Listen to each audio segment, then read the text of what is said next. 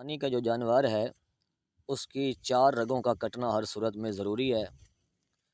ایک وہ رگ جہاں سے سانس آتی ہے، دوسری جس رگ میں پانی اترتا ہے، اور 2 رگیں خون کی ہیں۔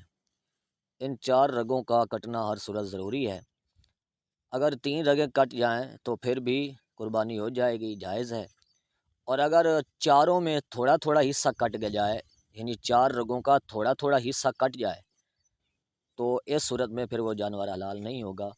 مکمل طور پر ان 4 کا کٹنا ضروری ہے۔ 4 نہ کٹ سکے تو 3 کا کٹنا ضروری ہے، یعنی 3 رگوں کا کٹنا ہر صورت میں ضروری ہے۔